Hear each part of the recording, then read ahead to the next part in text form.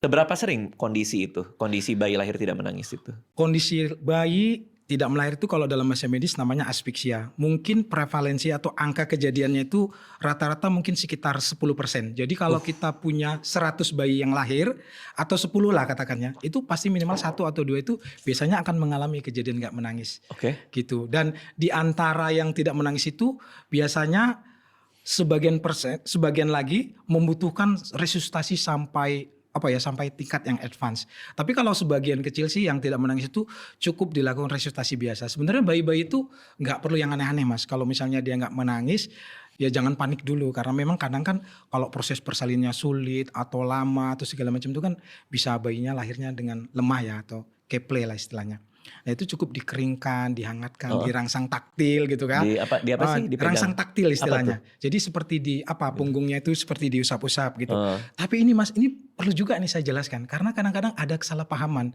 Saya mungkin ini bisa jadi kontroversi dan entah ya, mungkin nanti kita bisa berbantah-bantahan.